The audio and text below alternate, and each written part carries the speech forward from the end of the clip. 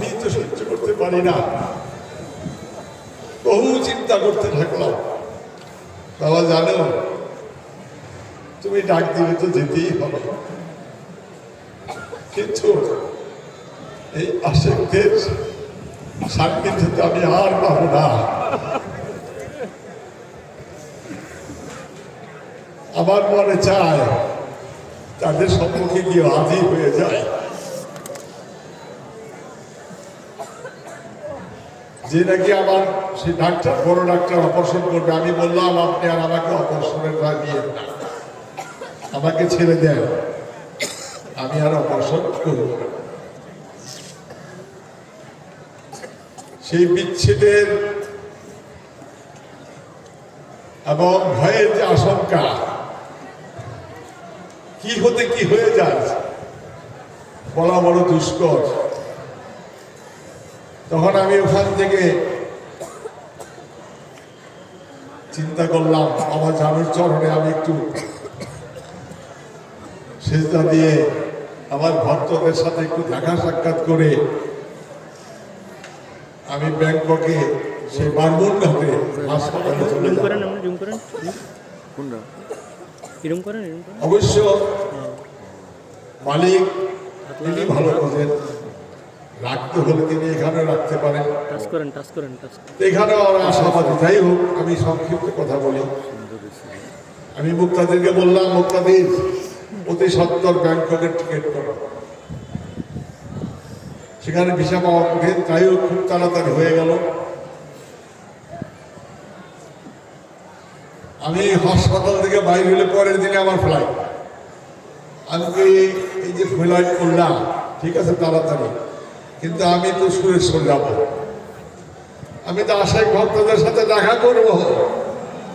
তাদের যে উচ্ছ্বসিত প্রাণ, তারা বিচ্ছেদের মাথায় যে ছটফট করতেছে, আমার অন্তরত ছটফট করতেছে, আমি কি তাদেরকে সেই জায়গা দেখবো না? যাই হোক, এই হাসপাতালে যখন আমি ইনসিডেন্ট কেয়ারে ছিলাম, আইসিইউতে ছিলাম, 10-12 দিনের পরে এক ভক্ত আসলো, নাম বলবো না, অনেক ভক্তরা সারা হাসপাতালের বারিন্দায় পরিপূর্ণ। সব ডাক্তাররা কয় আপনার লোকজন দ্বারা তো আমাদের ঘর ডিস্টার্ব হইতেছে। ইনসিডেন্ট কেয়ারে ঢুকতে না দিলে দরজা সব মানুষের বলে তুলে করানো, ভক্তরা সেখানে হাজির হয়ে গেছে। আমি মুক্তারকে বললাম, আপনি যেভাবেই হোক সুরেশ্বর দরবার শরীফ হাজিরা না দিয়া আমার আশেক ভক্তদের সেই প্রেমের মহব্বতের ভক্তদেরকে আমি না দেখে আমি ব্যাংকক এর উদ্দেশ্যে রওনা হব না। আমাকে বলতেছে, আপু তোমার তো শরীর খুবই খারাপ, তুমি এই শরীর নিয়ে সুরেশ্বরকে আপনি জার্নি করো, আমি না তুমি করো। তখন আমরা চিন্তা করলাম হেলিকপ্টার যুগে আমি এখানে হিসাব, যেদিন ফ্লাইট সেদিনই আমি এই হেলিকপ্টার যুগে আমি 3-4 ঘন্টার জন্য গেলেও যাব। তো ওইখান থেকে আসার পরে দরবারে সেজদা দেওয়া যাওয়ার পরে দেখলাম আমার আশেক ভক্তদেরকে দেখার পরে আর আমার অন্তরের ব্যথা রইল না। আমি যেন ভালো হয়ে গেছি এমন অনুভূতি হতে লাগলো। আমি বেশিক্ষণ কথা বলবো না, কথা এত দূরে বলা অনেক, আমি এখনো পরিপূর্ণ সুস্থ না। আমি বারান্দায় দাঁড়ায় বলছিলাম ভক্তদের উদ্দেশ্যে, ইনশাআল্লাহ তোমরা চিন্তা করো না, আমি আবার তোমাদের মধ্যে ফিরত আসতেছি, মালিক আমাকে হায়াত দারাজ করবেন।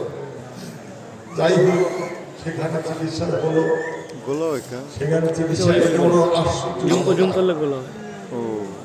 আমার রোগের অবস্থা ওখানকার বড় ডাক্তার, যিনি বিশ্বশ্রেষ্ঠ একজন ডাক্তার, তিনি সঠিক ধরতে পারতেছেন না। আরেকটু ছোট করেন।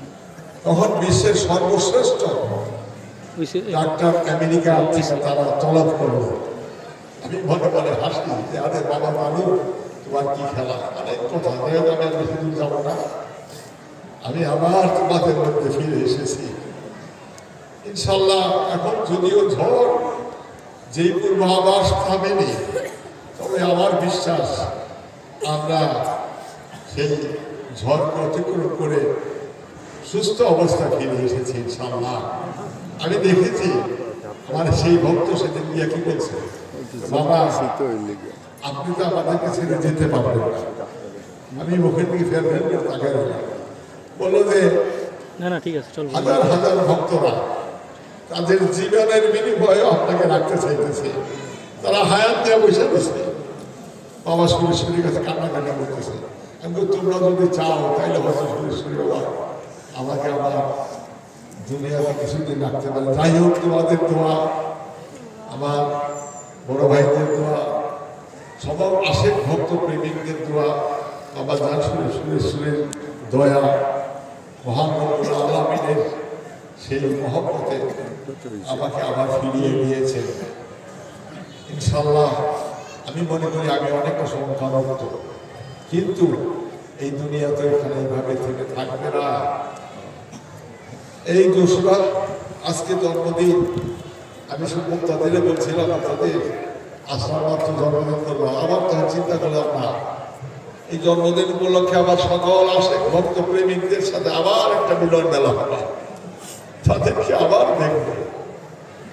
আজকে তোমরা চিন্তা করে দেখো তো, যদি মালিক আমাকে নিয়ে যাইতো তাইলে আমিও তোমাদেরকে এদিন করে রেখে যাইতাম, তোমরাও এদিন হয়ে যেতাম।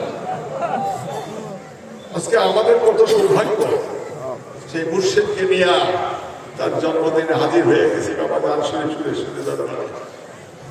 আমি আজকে বেশি অন্য কথা বলবো না, যতদিন মালিককে তখন আমি সুরেশ্বরীকে বললাম, বাবা আমার তো মনে হয় দরবার শরীফের খেদমতে আরো কিছুদিন বাকি হয়ে গেছে, অনেক কিছু কাজ হয়ে গেছে, তুমি যদি দয়া করো তাহলে আমাকে রেখে দিতে পারো।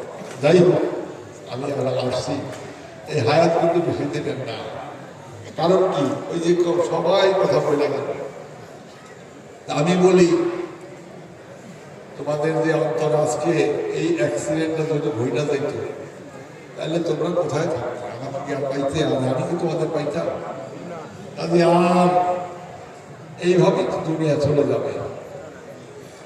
তাই আমি বলি তোমরা সেই যে প্রেমের উচ্ছ্বাসে যেইভাবে মুর্শিদকে ভালোবাসে, এইভাবে ভালোবাসে যে বাঁচতে বাঁচতে দুনিয়া ছেড়ে যেতে পারলে আমাদের অনেক সময়। এই প্রেমময় সাগরে বহু ডুবাডুবি করতেছে, এমন এক সাগর, এমন এক খেলা যেখানে সেই আশ্চর্যজনক স্মৃতি সারা জীবনের শুরু থেকেই আমি কিন্তু এই সুরেশ্বরী বাবার প্রেমে প্রেরণ ছিলাম। ছোট অবস্থাতেও সারা রাত্র আশেকদেরকে যেন সুরেশ্বরীর গুণগান, অলি আল্লাহর গুণগান গাইতাম। যাই হোক, আজকে জন্মদিন উপলক্ষে সারা গ্রামবাসীকে আমরা দাওয়াত করি, আশেক ভক্তদের দাওয়াত করি। মোটামুটি কিছু তোমাদের জন্য ব্যবস্থা করা হয়েছে তবরকের। কিছু কিছু আশেকরা প্রাণপণে এই তবরকের জন্য তারা শরীক হয়েছে, তোমরাও শরীক হয়েছে, আসছো। আমরা এখনই মিলাদ করে শেষ করে দিয়ে এই মাঠেই তবরক বিতরণ হবে, এই মাঠে এবং আমার আস্তানা শরীফে একবারেই আমরা তবরক বিতরণ করে তবরক খন্ড মিলাদের করে তারপর সারা রাত্র সামা মাহফিল হবে। আমি তোমাদের সাথে আজকে এতক্ষণ বসে বসে আমি চিন্তা করতেছি, এতক্ষণ বসে থাকতে পারি না, হাজার বসে থাকতে পারি না, কারণ শরীরের ব্যালেন্স আছে না।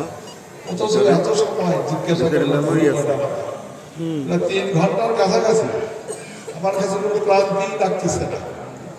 আমি বুঝতে পারতেছি না এটা হলো ইশকের খেলা, তোমাদের যে ইশক মহব্বত, সেই মহব্বত আমার অন্তরের শক্তি হয়ে গেছে। মালিক যাতে এরকম সবসময় তোমাদের আমাদের রাখে। আশেক আশেকের ভেদ এটা আশেক আশেক হয়েছে রাজা অর্থ কেরামিন কাতিবিন তা রাখে না। আশেকের এক দল হিসাব হতে হয়, শত হাসপাতে তাহা হবে না সবাই। আমি আমার মহান মুর্শিদ কেবলার চরণে চুম্বন এবং সমস্ত জীবনের সব কিছু অর্থ ঢেলে দিয়ে আমি আর বেশি আগে পারবো না। এখনই মিলাদ হবে, সংক্ষিপ্ত মিলাদ। মিলাদের মানে বরদাদা দোয়া করবে আমরা যাতে এইভাবে দরবার শরীফের মহব্বতে নিজেকে বিলীন করে দিতে পারি, এটা আমাদের কামনা থাকবে। সবাইকে আবারও আমার আন্তরিক প্রেম মহব্বত ভালোবাসা সুরেশ্বরী প্রেম জানিয়ে আমি এখানে শেষ করছি। আল্লাহ হাফেজ।